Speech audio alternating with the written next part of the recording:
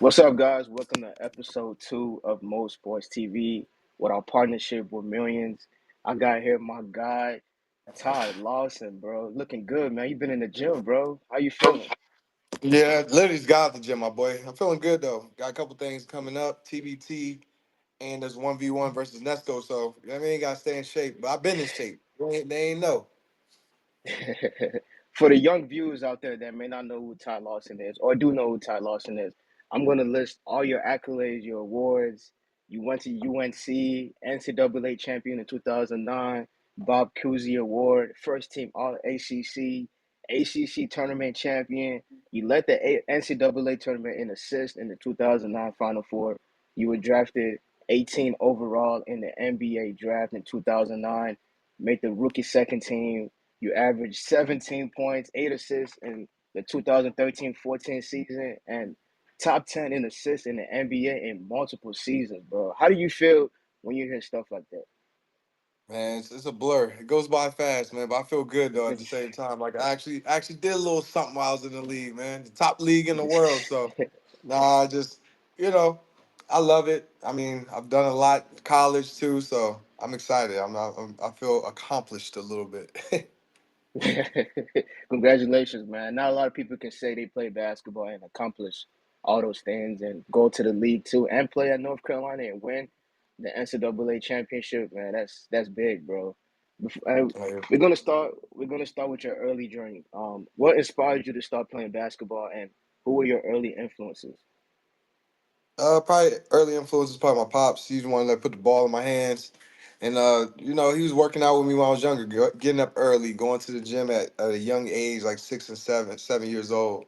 So he was probably my most influential. And then just I think I just like everything about basketball because of the camaraderie, friends, and also I was good at it. So at the same time, I was like, yeah, I like doing it. So my dad was my main influence.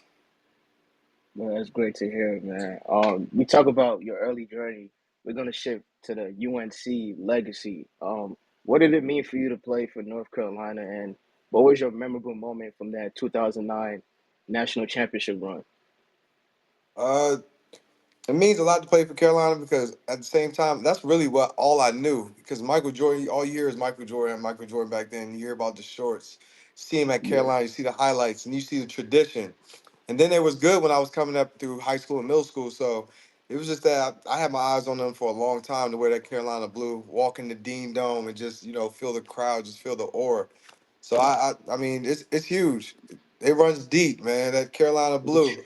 From I just recently know the owner of Hulu, the CEO of Hulu. He's a Carolina alumni. Like you just see Carolina alumni just everywhere. It could be in business. It could be in entertainment. It could be everywhere. So it runs deep. And then the 2009 run.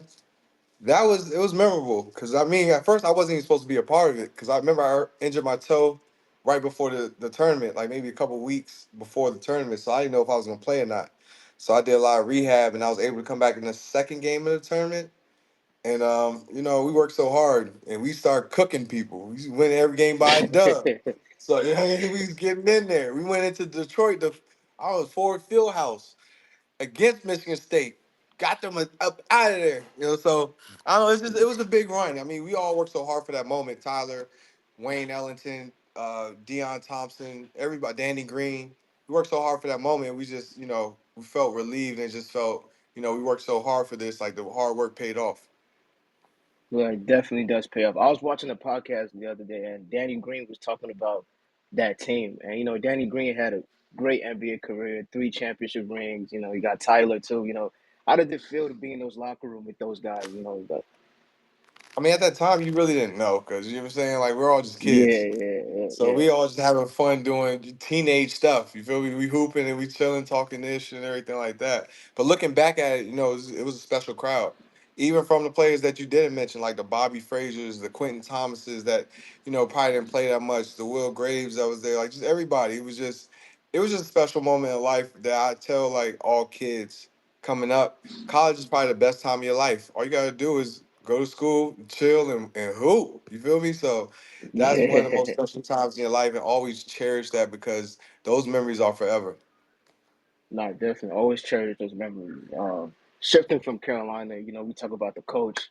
How was it like, playing under him? Because we see it on TV, like you look kind of strict, like.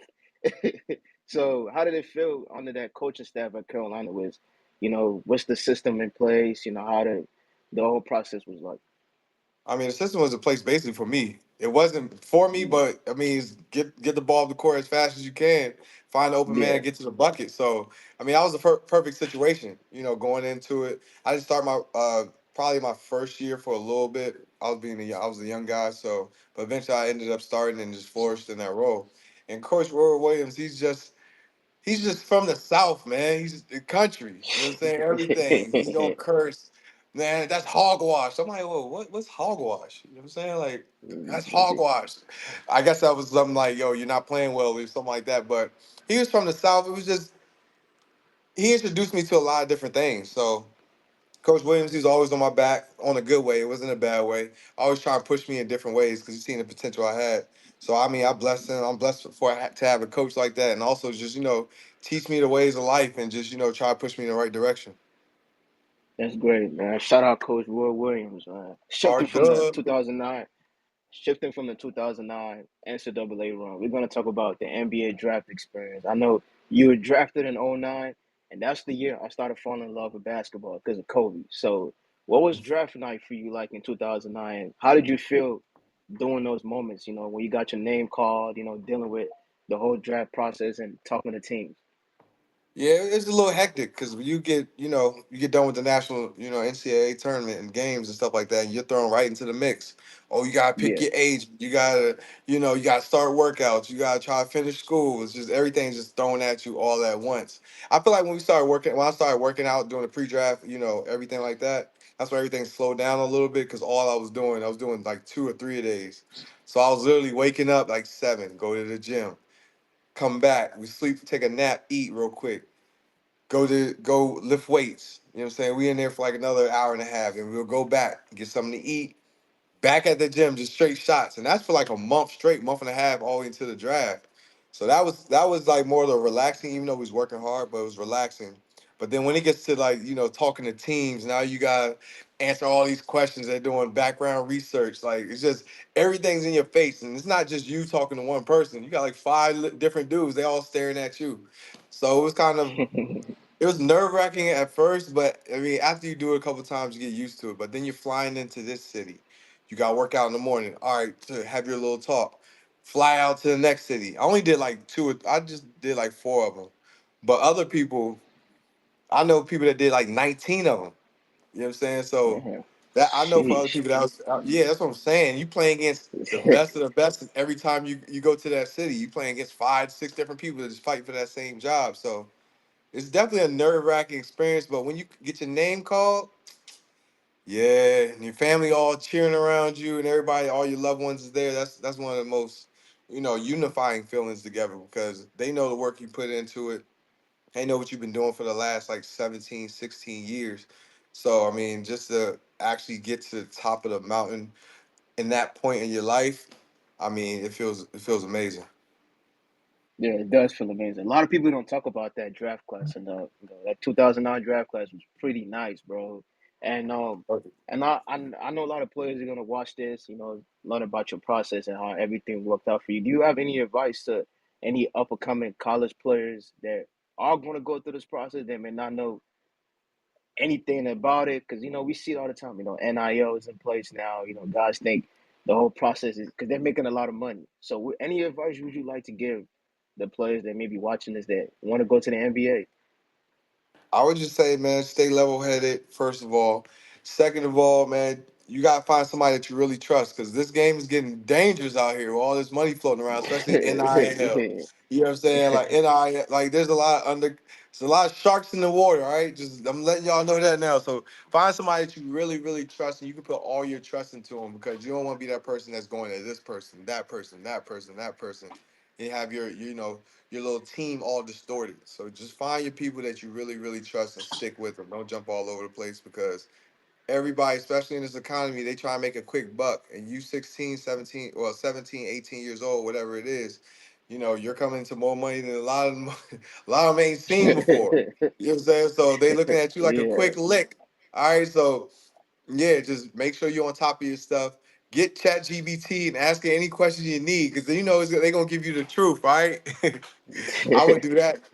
I would do that too. Get ChatGPT because they ain't gonna lie to you. But man, just make sure all your T's is crossed, all your P's and Q's and I's is dotted. All right, just make sure you're on top of everything. No, definitely, definitely. That's great advice right there. We're gonna shift to the Denver Nuggets.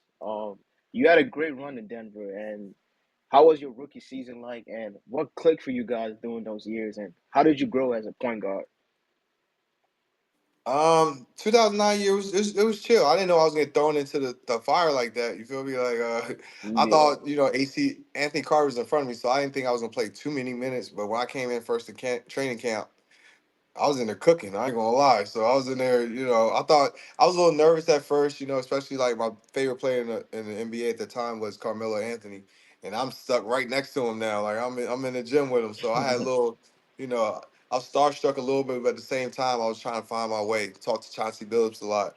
To see what it made him stick. I know he went through a rough patch at first, then he stuck. So he helped me navigate them waters too. But the Nuggets, I love the Nuggets. We played up and down, played a good brand of basketball. When you came to the Nuggets game, you like, oh yeah, something exciting is gonna happen between JaVale McGee, uh Kenneth Faried, Gallo, like damn near 7 foot shooting a three. You got Wilson Chandler coming through dunking on people. I'm flying up and down. So it was just a fun brand of basketball. Nobody really cared about stats for real. Like we was trying to get a dub. That's all we was trying to do. We was trying to run you out the gym for real. So I mean, I loved it. George Carl was there, another UNC connect. So, a lot of people had some stuff to say about him, but I don't know. He ain't do nothing to me. I was about to ask Oh, you about that. I was about to ask you about that. How was it like playing under George? Because I see a lot of former players that play for him. Everybody got a different story. Carmelo. I mean, he wrote a book, goddamn it. So Yeah, he came out. yeah, That's why gotta get him on my show. Fed the f up, man. Why you so fed the f up with Mello and Kenyon that you wrote a book about him, man? Put him in the book. But yeah. I mean, I was so young that I didn't know what was going on. Later in my career, I could kind of see what was going on, like the different Yeah, dynamics of why that might have happened. I mean, when I was there my first year, I was chilling.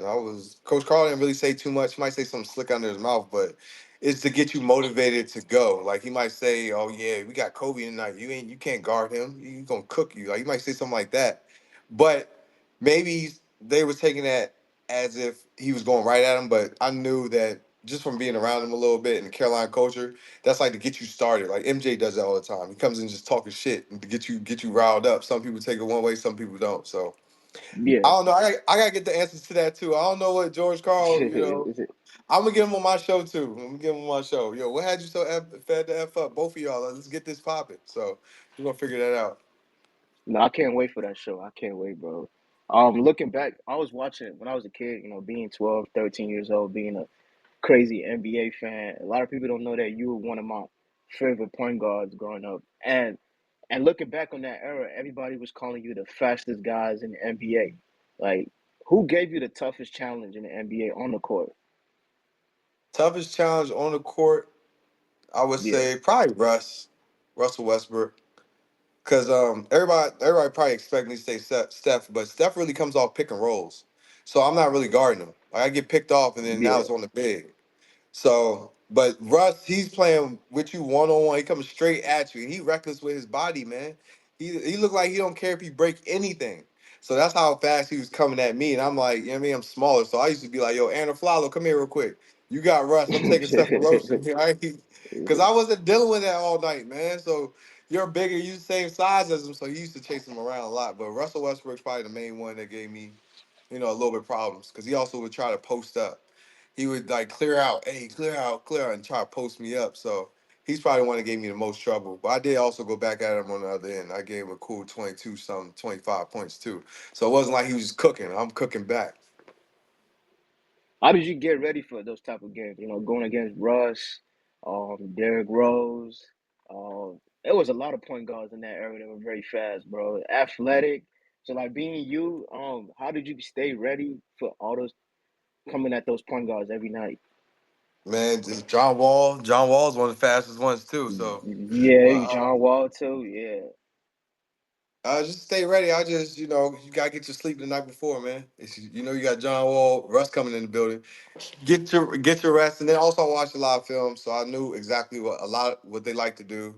Like John, even though he's yeah, right-handed, he really wants to go left. So he wants to pull up left. He want to go all the way to the basket left. If he goes right, he's going to shoot a jump shot. Like little stuff like that. I had to make sure I was on my P's and Q's. Russ was a wild card. That's why I couldn't figure him out. Sent him over Aaron's way. But yeah, I watched a lot of film just like to make sure see what they like to do, make my job a lot easier. no, that's the wow, that's the great way to approach things. Life off the court. What can we expect Ty Lawson in the next couple weeks, next couple years, months? What you got cooking up lately, bro? Man, I'm cooking. I'm slow cooking right now. But nah, off Yeah, the court, I be everybody. If people that follow me on Instagram, they see that I have a transformation in my body. Got abs now. I've been working out a lot. I also got TBT coming up in maybe what a week and a half playing at TBT. Got the 1v1 versus Nesco ball. What not balls like off the dribble. I got that one on one. That's what I'm most excited about because people just don't know. I'm like one of the best one-on-one players in the world. You know what I'm saying? Off a triple yeah. I threat. remember you told me that on the phone, bro. We're not Yeah, gonna name names, man. yeah, but people don't know that. So Yeah, when they said that, I was like, oh, bet. You know what I'm saying? Like, so and then yeah, another thing with that, Nesco I can sit here. I can watch every game he played. I got a scout report. I like to scout. He don't know what I do on one-on-one, so it's gonna be trouble. He gonna have to figure it out on the fly. Like me, I work on what he likes to do right now. You know what I'm saying? What he can't defend. yeah. So I think it's gonna be a little bit of a problem. It's gonna be a big problem. Also, I got a lot of wins. If anybody wants to win some free cheese, win a Background right jersey, there. win some water from Suso Sue, download Lotto Wins app. It's free to play. Watch 30-second ad. We're doing a 250,000 giveaway right now. You got 6 out of 6 numbers. 5 out of 6, you win 1,000. 4 out of 6, you win 100. And pick two for Suso water, the greatest water in the world. All right. And then Yes, sir. Yes, sir. lastly, I got the Fed the F Up podcast. So I'm doing that. That's gonna be launching really, really soon. And yeah, just talk about what you fed the F up about. It could be anything in life. It could be basketball. It could be your girlfriend. It could be anything. Come and join the community. I'm Reckless I'm looking therapy. forward. You got a lot going on, man. I'm looking forward to it. I'm looking forward to it. Before we end this, we're gonna go into some fun segment. We're gonna favorite teammate, toughest defender you ever faced, and one arena you love playing in. UNC or Duke in one word, or MJ or LeBron. Okay, let's take our time with it. First I'm going Yeah, MJ. I'm going MJ at that one. All right. yeah. Uh favorite teammate, M- huh?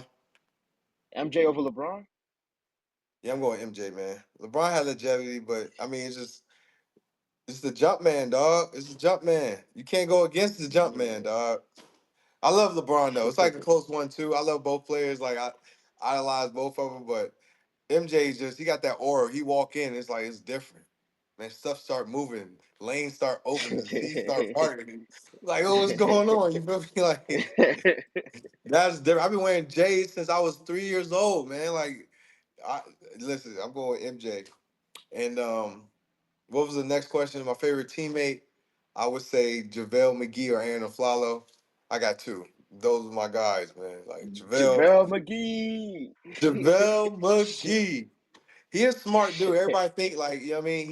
He is really smart dude. He's out he thinks outside the box. You feel me? And Aaron's just he funny. He funny. He a chill dude. I'm happy things worked out for JaVale. He had the whole Shaq thing going on, and but he got 3 rings after that. I'm happy things worked out for him at the end. Yeah, 100%. You know what I'm saying? Yeah, yeah. That's my God. Uh, You said what else you said? one arena you love playing in. One arena I love playing in was it was low key Minnesota. I don't know why. The Target Yes. Center. Yeah, it was the Oh Target wow, Center. I mean, everybody say it's a Staples Center. Of course, you see all the stars and everything, but the yeah. Target Center always had a good game over there. Anytime I went in that joint, I'm dropping 30, 40. I don't know if I don't even know. I was I think because you got drafted by them and they traded you that same night. I think that's subconsciously. Yeah, you ain't think I was better than Rubio or Johnny Flynn? I still remember their names. Yeah, that might be it. That might be it. Cause I just felt good walking in that joint. I'm like, okay, yeah, I'm cooking tonight. So Minnesota, and then you said one word to describe the UNC Duke rivalry. yeah, at that time because I think today's game you don't see the rivalry anymore. But now back then, how was it like?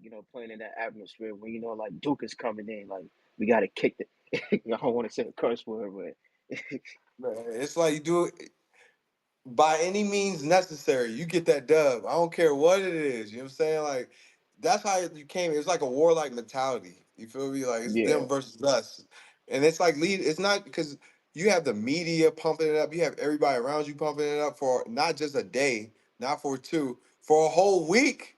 We're over here hearing just Duke this, Duke that. Carolina's all over TV, ESPN.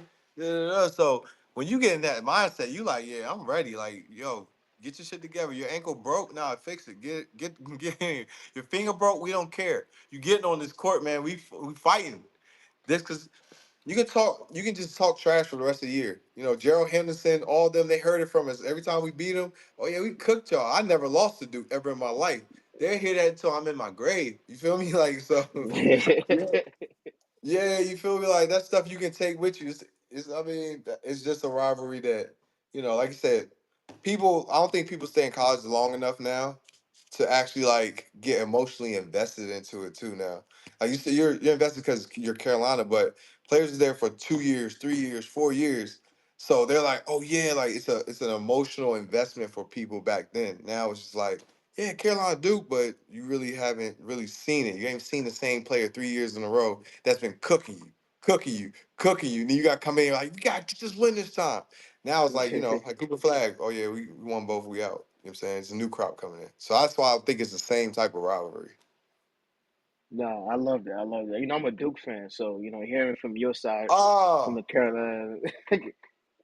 I would have not done this interview if you told me that. I'm Nah, playing. I'm my playing. I'm playing. I'm playing. last question. We hear a lot of NBA players talk about their basketball experience, NBA overseas. If you could talk about your experience overall, what would you say? Would you take back on? Do you feel like you accomplished everything you wanted to, or you feel like you still got more to give to the game? I definitely still got more to give to the game, but I'm not in the aspect of just the world. I've done literally at age 37 everything that I wanted to do in life. You know what I'm saying? I traveled. I lived overseas in China. I traveled to Dubai. I traveled all over Europe. Play at the highest Yeah, level of basketball and stuff like that. So in that sense, like I feel very just happy and blessed that I've done everything like this at this age of 37. Like there's nothing that I can feel like, oh yeah, I have FOMO or like I'm fear of missing out of. You feel me? So that's in that yeah, aspect. And then for basketball wise, I think I probably left some stuff on the table. Could probably, prolong my career, but at the same time, like right now, is the new spaces opening up, like one on ones and everything else. Like the game is broader than just from 5 on 5. So it's like I have way more to give. Like I'm about to right now. I'm about to go to this high school real quick and play with these varsity kids, just teach them some stuff and stuff like that. So I'm always in the gym, always trying to give knowledge, and always trying to have fun with it. Make sure you that's the one thing. Don't get too stressed out from basketball. Always have fun with it. Even though you're working hard, you're working towards something. Make sure you keep your joy because that's what has you had you playing basketball in the first place. yes, sir, yes, sir. I don't want to hold you on for too long. I just want to say I appreciate you, bro, for giving me the chance. A lot of people don't know I met you 2 years ago over the phone, and for me to be on here doing this with you, man, appreciate you, man. Want to keep growing. Whatever ways I can help you out with, I'm here, man. Oh yeah, I appreciate you, bro. The Mola. You know what I mean? I see you out here. You know what Yeah, I mean? Yeah, but yeah, nah, it's been cool. I appreciate you for having me on.